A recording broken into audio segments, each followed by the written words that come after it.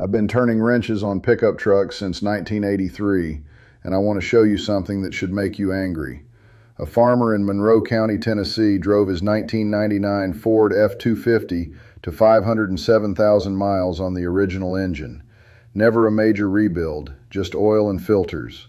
A customer in Nashville, same model year, same engine, the 7.3-liter Power Stroke, brought his truck to my shop at 148,000 miles with a knocked cylinder. He had followed every dealer recommendation: synthetic oil, 10,000-mile intervals, full service records, 2 trucks, same engine family. One hit 500,000 miles. One died before 150,000. The difference isn't luck. The difference is what someone told that Nashville customer to do with his oil. If you're learning something here, go ahead and hit subscribe. I put out videos like this every week, and I don't make anything off this channel except the satisfaction of knowing you won't get cheated this week. And I want to ask you something before I keep going. What's the highest mileage truck you've ever owned or seen? Drop it in the comments. I read every single one. Now let me tell you about the oil change scam that's been running in this country since the early 1990s, because once you understand it, you will never look at a dealer service department the same way again. In 1992, the major automakers started extending their recommended oil change intervals. Ford went from 5,000 to 7,500 miles. GM followed. Dodge followed. By 2008, some manufacturers were recommending 10,000-mile intervals with synthetic blends. Did they do this because the oil got better? No. Did they do this because engines got better? No. They did it because every oil change is a chance to sell you something else. I spent 22 years as a diesel mechanic for a logging company. I've been inside more engine bays than I can count, and I can tell you exactly what happens when you follow those extended intervals on a pickup truck built before 2010. The oil breaks down faster than they claim. Not chemically. I'm not talking about the oil going bad. I'm talking about the additive package depleting. The detergents stop working. The corrosion inhibitors wear out. The particles that should be suspended in oil start falling out and coating your cylinder walls. At 3,000 miles, conventional oil still has about 80% of its additive package active. At 7,500 miles, you're down around 50 to 60% depending on the brand. At 10,000 miles, you're running on borrowed time. That dealer telling you to change at 10,000 miles, he's not lying to you outright. He's just telling you the number that makes his service department the most money while your engine wears out just fast enough that you need more work in the 100,000 to 150,000 mile window. I have pulled apart engines from dealership-maintained trucks at 120,000 miles that looked worse than farm trucks at 400,000 miles. I am not exaggerating. I am going to tell you exactly what I found. In 2011, a customer brought me a 2004 Chevrolet Silverado 1500 with the 5.3-liter Vortex V8. He had every service record from the GM dealership in Chattanooga. Synthetic oil every 7,500 miles. Full synthetic, not blend. The truck had 127,000 miles on it. I pulled the oil pan for an unrelated issue. The truck was burning oil and his regular mechanic couldn't find the source. When I had the pan off, I looked at the pickup screen. That screen sits in the oil pan and catches debris before it gets pumped back into the engine. On a healthy engine, it's mostly clean with a light coating of sludge. This screen was packed solid with a black lacquer-like buildup. I've seen that before in high-mileage engines, but never at 127,000 miles. I cut the screen open and the center was almost completely blocked. I asked the customer to bring me his last 3 oil analysis reports. He didn't have any because the dealer never recommended them. I took a sample myself and sent it to a lab. The result came back showing high iron content, elevated lead, and 0 ZDDP. That's zinc dialkyl dithiophosphate for those who want the technical term. It's the anti-wear additive in engine oil that protects your camshaft and lifters. At 127,000 miles, this engine had almost no ZDDP left in the oil. Not because the oil brand was bad, because it had been run too long between changes and the additive package depleted before the oil was drained. The dealer who maintained this truck never once told that customer his cam was at risk. They just kept selling him $120 synthetic oil changes and writing down "no issues found" on the service order. That customer ended up spending $4,200 on a camshaft replacement at 134,000 miles. The dealer caused that failure, and they profited from every service visit that contributed to it. Now let me tell you what farmers do differently, because this isn't complicated. There is no secret technology here. It's just older knowledge that the industry has spent 30 years trying to bury.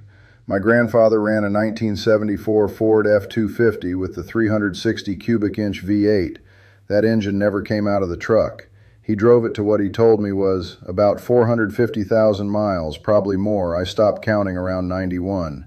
He changed the oil every 3,000 miles with conventional Valvoline, 15 Ryterion, later 10W40 in the summer.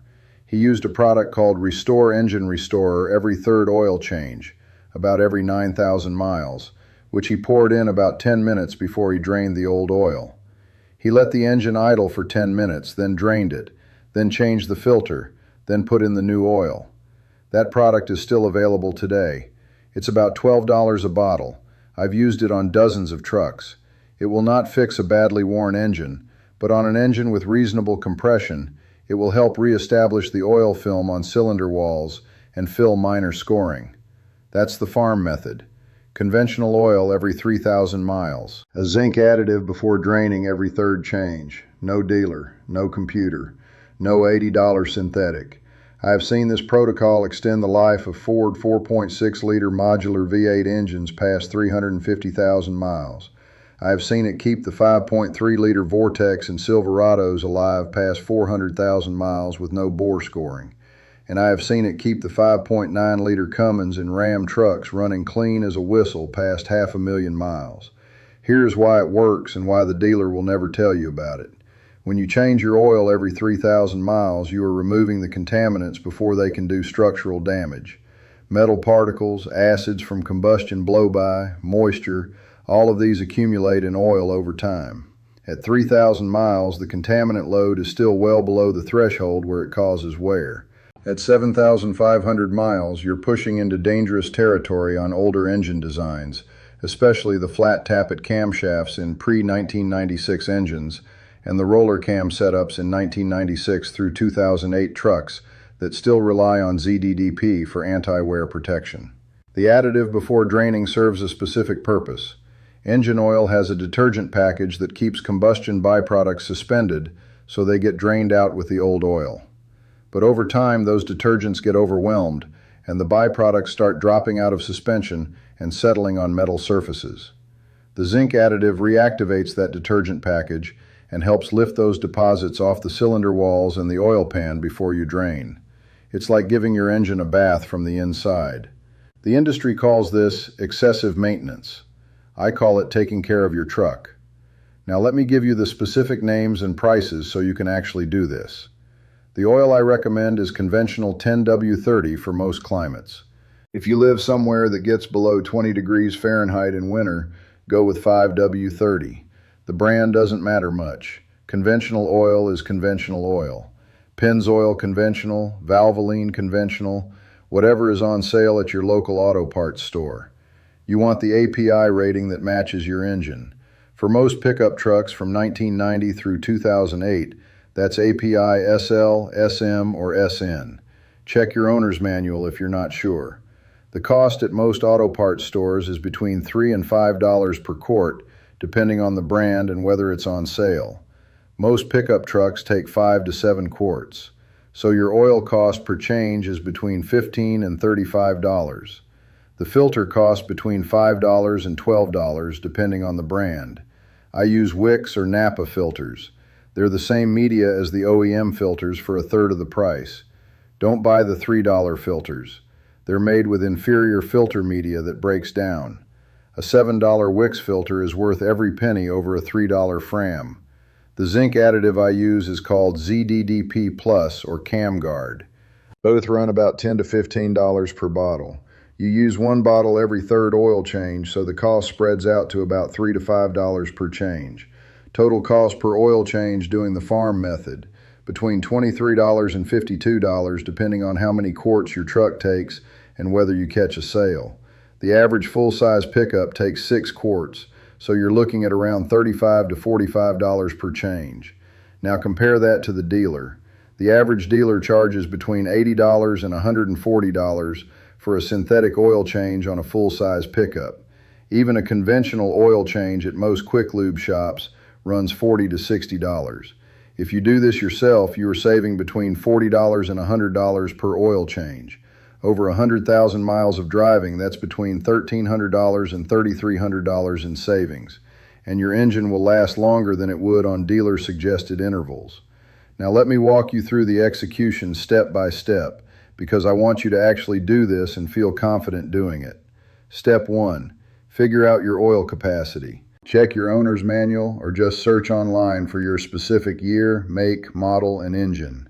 2002 Ford F-150 4.6 liter oil capacity will give you the answer in 10 seconds. Write it down. Step 2. Buy 6 to 7 quarts of conventional 10W30, 1 oil filter, and 1 bottle of zinc additive. For most 1990s and 2000s full-size pickups, you're looking at 6 quarts for the oil pan and maybe an extra quart for the filter if you're topping off after a drain. I always start with 6 and add a 7th if the dipstick shows I'm a quart low. Step 3. Warm up your engine for 5 minutes before you drain. This heats the oil enough to flow properly but doesn't get it so hot that you burn yourself. The ideal temperature is around 130 to 150 degrees Fahrenheit. Run it until the temp gauge just starts to move off the cold mark. Step 4. Add the zinc additive with the engine running at idle. Pour it in through the oil filler cap on top of the valve cover. Let the engine idle for 10 minutes. This gives the additive time to circulate and start lifting deposits off metal surfaces. Step 5. Shut the engine off and drain the old oil. Use a proper drain plug socket, not a wrench that might round off the plug. Place your drain pan underneath, remove the plug, and let it drain for at least 15 minutes. Don't rush this. More oil draining means less old oil mixing with your new oil. Step 6. Change the filter. Oil filters have residual oil inside them. When you remove the old filter, set it in the drain pan with the open end facing up so the residual oil drains out. Install the new filter with a new gasket coated in a thin layer of the new oil. Hand tighten it. Do not use a filter wrench. Over-tightening a filter is one of the most common DIY mistakes I see. Step 7. Add your new oil. Pour in 5 quarts first, then check the dipstick.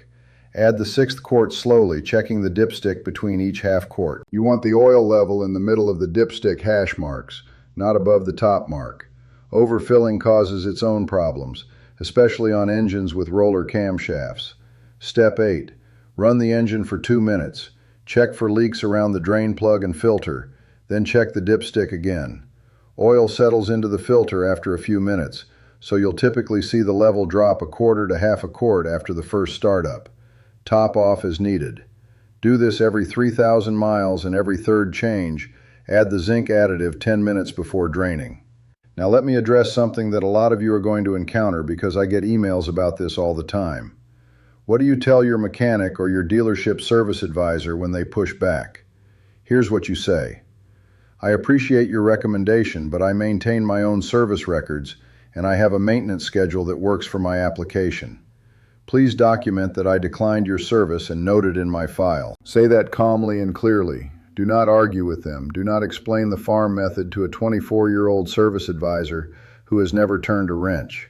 Just state clearly that you are declining their recommendation and that you want it documented. They will note it, they will move on, and they will not refuse to work on your truck. Dealerships need the service bay revenue too badly to turn away a customer because they don't follow the manufacturer's oil change interval. If they do refuse to work on your truck because of your maintenance choices, that is your sign to find a different shop. A mechanic who won't respect your wishes isn't a mechanic you want working on your engine anyway. I also want to address one specific objection I hear all the time, which is the argument that modern engines and modern oils don't need 3,000-mile changes anymore because they're more refined. That argument has some merit for engines built after 2010 with modern synthetic compatible bearing materials and tighter tolerances. But the trucks this video is for, the 1990s and 2000s pickups that represent the best used truck value on the market right now, those engines were designed with older bearing metallurgy and older cam designs that genuinely benefit from the shorter change interval. The 4.6-liter modular V8 in 1997 through 2008 Ford F-150s has flat tappet-style timing chain tensioners that are sensitive to oil pressure and ZDDP levels. Run that engine on extended synthetic intervals, and those tensioners fail at 150,000 to 200,000 miles. I've seen it dozens of times. The 5.3-liter Vortec in GM trucks from 1999 through 2007 has AFM, active fuel management lifters, that are notorious for failing when oil gets old and dirty. Changing your oil every 3,000 miles keeps those lifters clean and functioning. The 5.9-liter Cummins in Dodge Rams from 1998 through 2007 is one of the most durable engines ever put in a pickup truck, but its injection pump and injector components are sensitive to oil contamination. The farm method extends the life of those components dramatically. I've torn down Cummins engines from trucks with 500,000 plus miles that had minimal bore wear and clean combustion chambers. I've also pulled injection pumps from dealership-maintained trucks at 200,000 miles that were choked with sludge. The difference was oil. Now let me tell you about a conversation I had with a man about 5 years ago that stuck with me. He was probably 70 years old, drove a 2001 Dodge Ram 2500 with the 5.9-liter Cummins. He came into my shop in Lenoir City. I was consulting at the time, and he said his truck had 680,000 miles on the original engine and injection pump. 680,000 miles. I asked him what his maintenance schedule was. He said every 3,000 miles, conventional oil, and every third change he used that Restore stuff I mentioned earlier. He did his own oil changes in his barn like my grandfather did. He had the oil receipts going back to 1994 in a shoebox in his glove compartment. 680,000 miles. On a truck he paid $22,000 for in 2001. Now tell me again why you need to follow the dealer's 10,000-mile synthetic interval. Tell me why you need to spend $120 every oil change to protect an engine that's going to outlast your financial interest in the truck if you just maintain it right. I want to be clear about something because I get emails about this and I want to address it directly.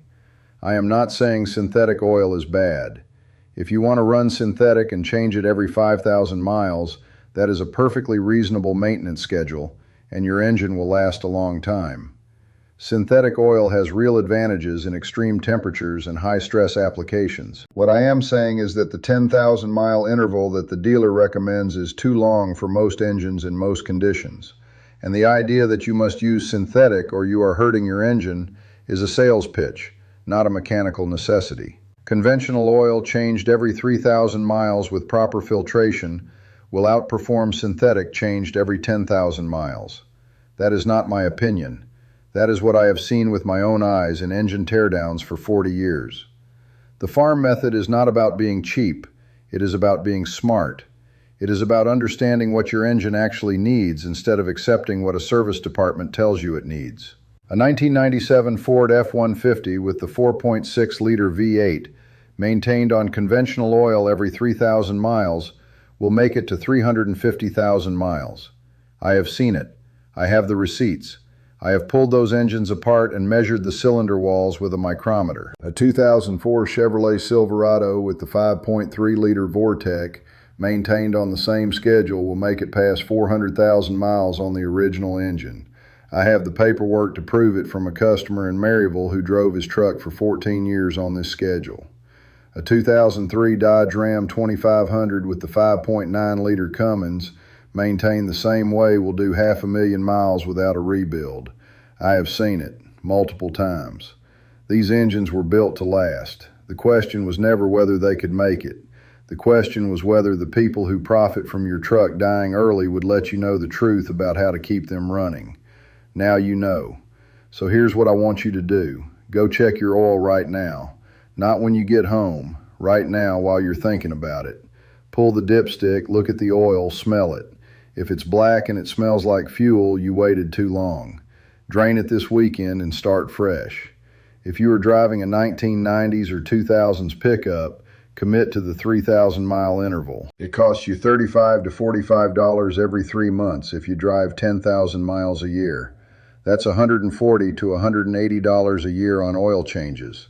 That is less than one dealer's synthetic change, and your engine will thank you for the next 200,000 miles. If you learned something here today, do me a favor and drop a comment. I read every single one. And if you want more videos like this where I show you what dealers don't want you to know about your truck, go ahead and subscribe. I put out a new video every week, and every one of them is designed to help you keep more of your money and keep your truck running longer. Take care of your truck. Your truck will take care of you.